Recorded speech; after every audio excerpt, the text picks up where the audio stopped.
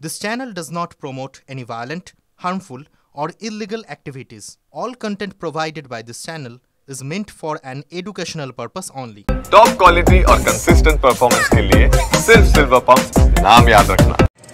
ডাঙ্গায় দাঁড়িয়েছিলেন great cheating বাজ দীপক অধিকারী। ভারতবর্ষের পার্লামেন্টে সবচেয়ে কম উপস্থিতিকার ঘাটালের 3 বারের এমপি দীপক অধিকারী দেব। যিনি ভোটের সময় আসেন আর বলেন আই লাভ ইউ, টুপি পরাতে আসেন হাঁটু ছেঁড়া জিন্স পরে। তিনি দাঁড়িয়ে আছেন ডাঙ্গায়। আরেকজন চাকর মানুষ ভূঁইয়া মেদিনীপুরের লজ্জা যে দাঁড়িয়ে আছে পাশে। আর ইনি চটি পরে নেমে ক্যামেরা সামনে তু খিচ মেরি ফটো।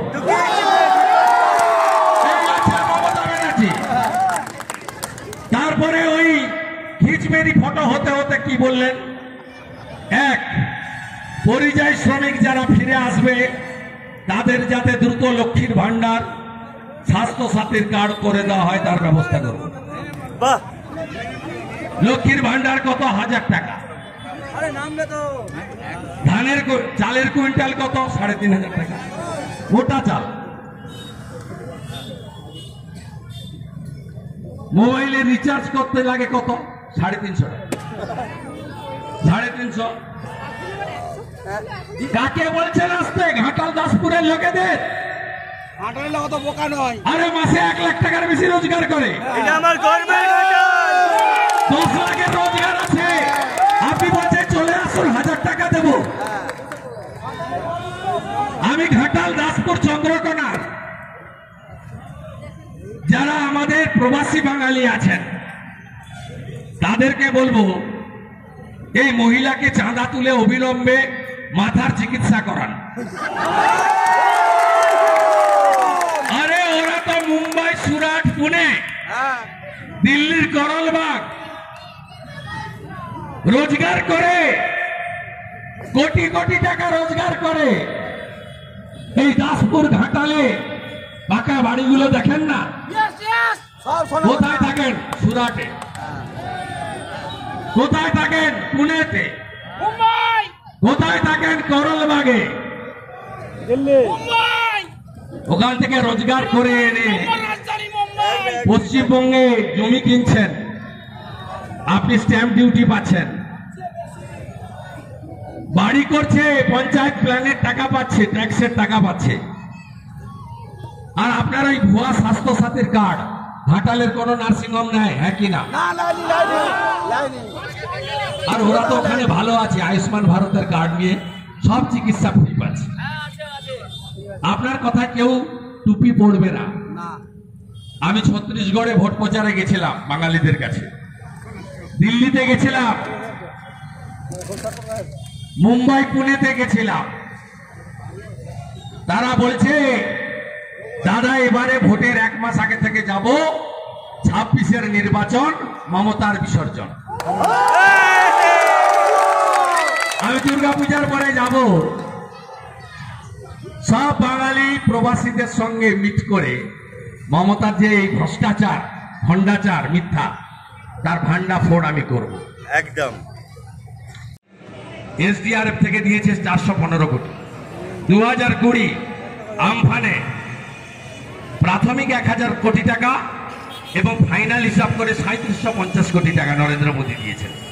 24 সালে নরেন্দ্র মোদীজি বন্যা ত্রাণে দিয়েছেন 468 কোটি টাকা। কোথায় গেছে টাকা? কোথায় গেছে? ভাইপো খেয়ে ফেলেছে।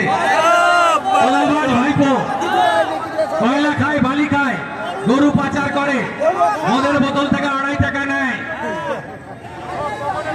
চাকরি নেই। আমার বিকালে কলকাতাতে আরো প্রোগ্রাম আছে, নেতৃত্ব যাবে এসডি অফিসে। আগামী ইতিমধ্যে ঘাটালের এমএলএ শীতল কাপাট বিজেপি কর্মীদের নিয়ে তার সামান্য ক্ষমতায় 12টা রিলিফ ক্যাম্প চালিয়ে যাচ্ছে। আমরা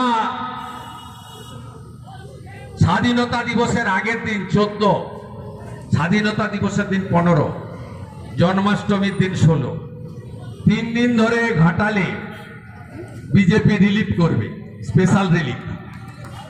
আমাদের সাধ্যমতো করব, সাধ্যমতো করব। আর 15ই আগস্ট একটা ডিঙি নৌকা ঠিক করে রাখবেন। একদম আমি নৌকায় উঠবো, কোন জল প্লাবিত গ্রামে গিয়ে জাতীয় পতাকা তুলবো, আর আপনাদেরকে খাওয়াবো, আমিও আপনাদের সঙ্গে খাবো।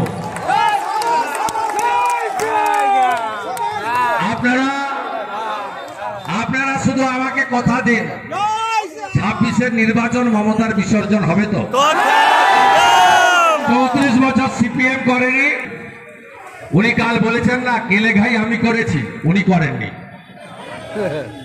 কেলেঘাই কাজ শুরু হয়েছে 2010-এ, বামফ্রন্টের সরকার, প্রণব মুখার্জি অর্থমন্ত্রী। কেলেঘাই, গোপালেশ্বরী, বাগুই, খিরাই, চন্ডিয়া সংস্কারের কাজ প্রণব মুখার্জি করেছেন। মিথ্যে কথা বলবেন না। 10 সালে কাজ শুরু হয়েছে, কাটাখালীতে শিলান্যাস হয়েছে, ভগবানপুর সবঙ্গের বর্ডারে শিশির অধিকারীর প্রচেষ্টা আর প্রণব বাবুর অর্থ বরাদ্দে কেলেঘাই, গোপালেশ্বরী, খিরাই, চন্ডিয়া হয়েছে। আপনারা মমতাকে বিশ্বাস করেন না মেদিনীপুরের ছেলে শুভেন্দুকে বিশ্বাস করেন? মমতা আমাকে হারাতে এসেছিল, মেদিনীপুর মমতাকে হারিয়েছে তো। 34 বছর সিপিএম করেনি, 14 বছর মমতা করেনি। 26-এ বিজেপিকে আনুন, কেলেঘাই, গোপালেশ্বরীর মতো ঘাটাল মাস্টার প্ল্যান বিজেপি করবে। আর ছোট গ্যারেন্টারের নাম শুভেন্দু অধিকারী। ভালো থাকবেন। 15 তারিখে দেখা হবে।